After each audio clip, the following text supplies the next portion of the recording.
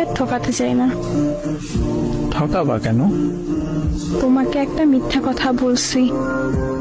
তাহলে সেই মিথ্যা কথার সত্যিটা এখন বলো।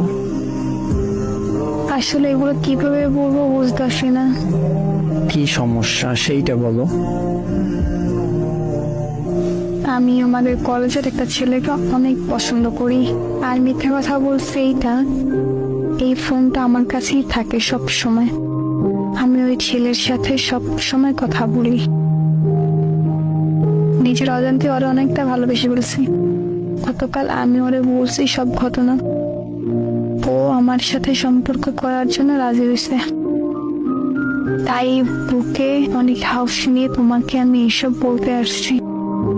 তোমার কথা শুনে হারিয়ে গেছিলাম। এতটা ভালোবাসো আমাকে, ক্ষমা করে দিও আমাকে।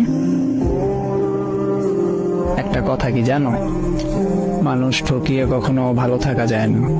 আল্লাহ ছাড় দেন কিন্তু ছাইড়া দেন না। প্লিজ এইভাবে বললো না। আমি এখন তোমাকে কি বলবো সেটাই বুঝতে পারতেছি না। এমনও মানুষ হয়। আচ্ছা, আমার কমতি ছিল কোথায়? জানি না। তোমার অনেক চাহিদা ছিল যেগুলো আমি পূরণ করতে পারতাম না, সেটাই তো। এমন ভাবে বললো না প্লিজ।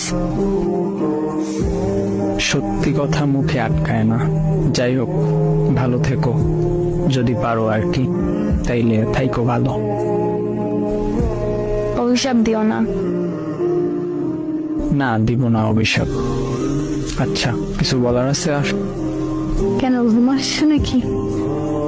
তোমার মেসেজগুলো দেখতে এখন অসহ্য লাগতেছে। আচ্ছা, আমার একটা অনুরোধ রাখবা? শেষ অনুরোধ। কি বলো? যদি রাখার মতো হয় তাহলে রাখবো। আমার যত ছবি আছে তোমার কাছে সবগুলো ডিলিট করে দাও। আমার নাম্বারটা ব্লক করে দাও। তুমি কি বোকা? তোমার মনে হয় তোমার ছবি, তোমার নাম্বার আমার কাছে থাকবে? সব মুছে ফেলবো এখনই।